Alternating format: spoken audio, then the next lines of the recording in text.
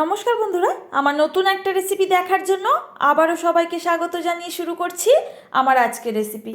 আজকের রেসিপিটা আমার প্রত্যেক বন্ধুর কাছে আশা করছি ভীষণ ভীষণ ভালো লাগবে।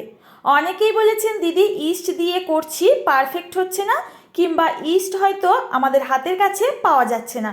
তো তারই জন্যে খুবই সহজভাবে কিভাবে ইস্ট ছাড়া আপনারা হোমমেড এই ব্রেডগুলো তৈরি করে নেবেন তারই একটা রেসিপি আপনাদের সঙ্গে শেয়ার করছি। আশা করছি আমার আজকের রেসিপি প্রত্যেকটা বন্ধুর কাছে ভীষণ ভীষণ ভালো লাগবে। হোমমেড এই ব্রেডগুলো বাড়িতে তৈরি করা এতটাই সহজ, আজকের রেসিপি না দেখলে ভাবতেই পারবেন না। একবার যে বানাবে বারবার বানাতে মন চাইবে বাড়িতে। তো বন্ধুরা, প্রত্যেকটা টিপস সহ আপনারা রেসিপিটি সম্পূর্ণ দেখবেন, তাহলে কিন্তু আপনারা বুঝতে পারবেন কতটা সহজে এই রেসিপি তৈরি করা যায়। আর একেবারে কিন্তু স্পঞ্জি জালিদার তৈরি হবে, দোকানের থেকেও কোনো অংশে কম না। তো চলুন শুরু করি আজকের রেসিপি। তো দেখুন বন্ধুরা, এর জন্য প্রথমে লাগবে আমাদের নর্মাল টেম্পারেচারে থাকা 100 গ্রাম মতো টক দই। তার সঙ্গে আমি 50 গ্রাম মতো চিনি অ্যাড করছি। যেহেতু টক দই দিয়ে করছি তাই মিষ্টিটা একটু বেশি করে দিয়েছি। এখানে মিষ্টিটা আপনারা আপনাদের স্বাদ মতো বাড়িয়ে কমিয়ে নিতে পারেন। এবার দেখুন এটাকে ভালো করে কিন্তু ফেটিয়ে নিয়েছি, একেবারে ক্রিমের মতো হয়ে গেছে। এখন এর সঙ্গে আমি 1 টিস্পুন দিয়ে দিচ্ছি বেকিং পাউডার, যেটা আমরা কেকে ব্যবহার করি। আর দেখুন এটাকে দেওয়ার পর কিন্তু খুব ভালো করে দইয়ের মধ্যে মিশিয়ে নিতে হবে। আর দেখবেন 2 থেকে 3 মিনিট এইভাবে মিক্স করতে করতে আস্তে আস্তে এটা কিন্তু একেবারে হালকা মনে হবে, আর দেখবেন অনেকটা পরিমাণে বেড়ে যাচ্ছে। তো এখন কিন্তু এটা পুরোপুরি আমাদের রেডি হয়ে গেছে আটার ডো তৈরি করার জন্য। এর মধ্যে কিন্তু আমাদের আর কিছুই অ্যাড করতে হবে না, শুধুমাত্র 1 চিমটি লবণ দিয়ে দেব আর এটাকে ভালো করে মিশিয়ে নেব। তো বন্ধুরা, এইভাবে হাতের কাছে ইস্ট না থাকলে এই ব্রেডগুলো তৈরি করে নিতে পারবেন কিন্তু আমার এই পদ্ধতি ফলো করে। আর এখানে আমি দেখুন ভালো করে মেশানোর পর 1 কাপ দিয়ে দিচ্ছি আটা। আমি এখানে 1 কাপ আটা, তার সাথে 1 কাপ ময়দা দিয়ে আজকে রুটিগুলো তৈরি করব। আপনারা যদি চান এখানে কিন্তু শুধুমাত্র আটা দিয়েও তৈরি করতে পারবেন, কিংবা শুধুমাত্র ময়দা ব্যবহার করেও করতে পারবেন। তো দেখুন আগে 1 কাপ আমি আটা ইউজ করেছি আর 1 কাপ দিয়ে দিলাম তারই সাথে ময়দা। এবার একটা সফট ডো আমাদের তৈরি করে নিতে হবে, আর অবশ্যই করে হাত দিয়ে মেখে এই ডোটা তৈরি করবেন। এই ডোটা মাখার জন্য আমাদের লাগবে 1/2 কাপ ঈষৎ উষ্ণ গরম জল। যে কাপ মেপে আমি এখানে দই নিয়েছিলাম ঠিক একই কাপ মেপে এখানে 1/2 কাপ গরম জল নিয়ে নিয়েছি। এটা অল্প অল্প করে দিয়ে একটা সফট ডো আমরা তৈরি করে নেব।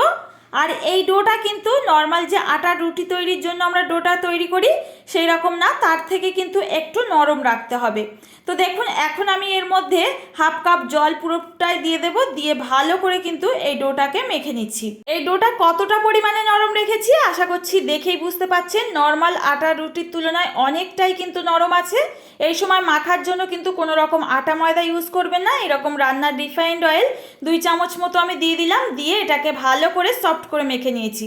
আর এটাকে সেট করে নিয়ে ওপর থেকে একটু তেল লাগিয়ে আমি গরম জায়গায় 2 থেকে 2.5 ঘন্টার জন্য রেস্টে রাখবো। এতে করে আমাদের ডোটা ফুলে ডবল হয়ে যাবে আর ইস্টের মতো কিন্তু একেবারে অ্যাক্টিভ হয়ে যাবে এই ডোটা। তো বন্ধুরা, যেহেতু আমরা ইস্ট ছাড়া করছি তাই একটু কিন্তু আমাদের এই রুটিগুলো বানাতে টাইমটা বেশি লাগবে। তো দেখুন এটাকে ঢেকে নিয়ে আমি গরম জায়গায় রেখে দিয়েছিলাম, ফিরে আসলাম 2 থেকে 2.5 ঘন্টা পর। আর দেখুন ফুলে কতটা পরিমাণে ডবল হয়ে গেছে আমাদের এই ডোটা। এখন এই ডোটাকে আবারও কিছুক্ষণের জন্য কিন্তু আমাদের মেখে নিতে হবে খুব ভালো করে। একটা ছড়ানো জায়গায় নিয়ে নেবেন আর খুব ভালো করে এইভাবে ডলে ডলে মেখে নেবেন। যতটাই টাইম নিয়ে মাখা হবে ততই কিন্তু সফট হবে আমাদের এই ডোটা।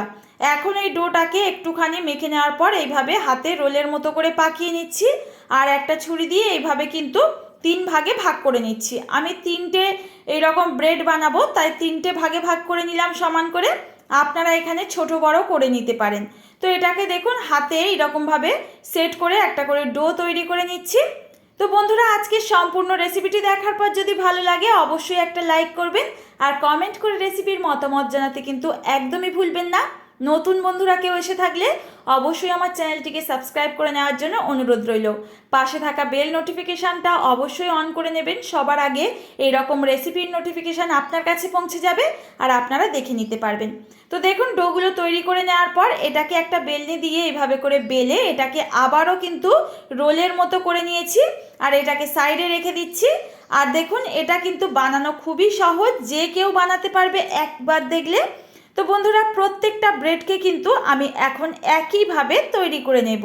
আশা করছি আজকের রেসিপি বুঝতে আপনাদের কোনো রকম অসুবিধা হবে না। আমার প্রত্যেকটা ব্রেডের রেসিপির মতো আজকের রেসিপিও ভীষণ ভালো লাগবে। তো বন্ধুরা, আমার চ্যানেলে অলরেডি অনেক রেসিপি আপনাদের সঙ্গে শেয়ার করেছি। খুবই সহজে আপনারা হোমমেড ব্রেড কিভাবে নানা রকমের তৈরি করতে পারবেন। যদি রেসিপিগুলো দেখতে চান, আমি এই রেসিপির ডেসক্রিপশান বক্সে লিঙ্কগুলো শেয়ার করে রাখবো, আপনারা দেখে নিতে পারেন। আমার ব্রেডের ডোগুলো রেডি করে নেওয়া হয়ে গেছে। এখানে বেক করার জন্য এরকম একটা কেক মোল্ড নিয়ে নিয়েছি। আপনাদের হাতের কাছে কেক মোল্ড যদি না থাকে, যে কোনো স্টিলের বাসনে কিভাবে রুটি তৈরি করবেন আমি আগেই দেখিয়ে দিয়েছি। তো সেই রকম স্টিলের বাসনে কিন্তু আপনারা তৈরি করে নিতে পারেন খুব সহজে, কোনো রকম মোল্ড ছাড়াই। তো বন্ধুরা দেখুন, এই মোল্ডটার মধ্যে একটুখানি সাদা তেল আমি ভালো করে ব্রাশের সাহায্যে লাগিয়ে নিচ্ছি। এতে করে বেক করার পর আমাদের ব্রেডগুলো তুলতে কোনো রকম অসুবিধা হবে না।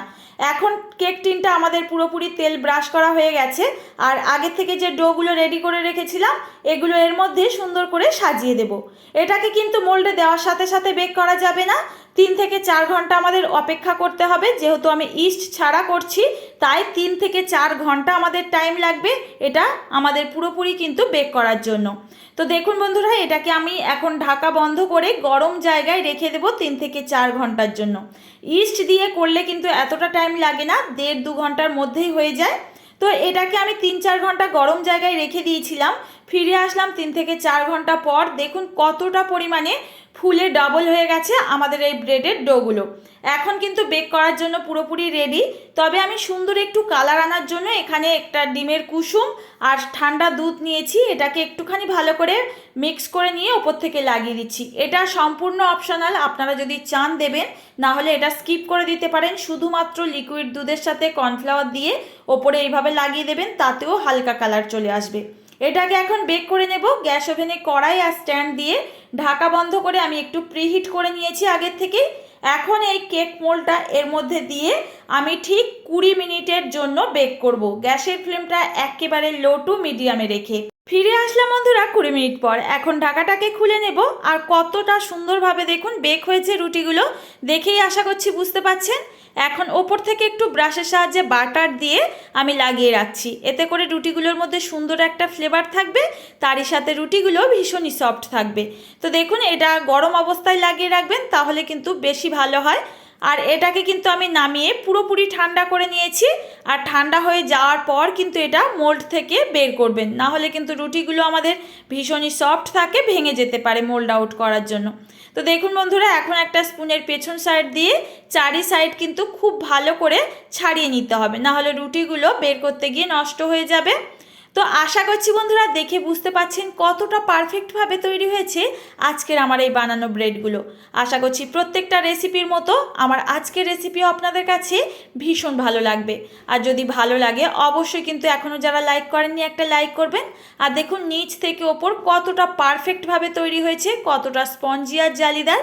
তো বন্ধুরা, প্রত্যেকটা টিপস সহ যেভাবে আমি দেখিয়েছি ঠিক সেইভাবে কিন্তু সময় নিয়ে আজকের ব্রেডটাও ট্রাই করে দেখবেন। আশা করছি আজকের রেসিপিও আপনারা পারফেক্ট বানাতে পারবেন। আর দেখুন কতটা জালিদার আর কতটা স্পঞ্জি। এখন একটু কেটে দেখিয়ে দিই কতটা ভেতর থেকে পারফেক্ট হয়েছে, তাহলে বুঝতে আপনাদের কোনো রকম অসুবিধা হবে না। এইভাবে বাড়িতে বানিয়ে ডিম টোস্ট কিংবা স্যান্ডউইচের টোস্ট হিসাবে ব্যবহার করতে পারেন, কিংবা বাটারের সঙ্গে বাচ্চাদেরকে লাগিয়ে সকালের ব্রেকফাস্টে দিয়ে দিন, ভীষণ ভালো খাবে। আজকের রেসিপি কতটা পারফেক্ট হয়েছে আপনারা দেখেই একটা কমেন্ট করে জানাবেন। আজ আসি বন্ধুরা, দেখা হবে আবারও এরকম সহজ রেসিপির সঙ্গে। ততক্ষণ সবাই ভালো থাকবেন, সুস্থ থাকবেন। ধন্যবাদ।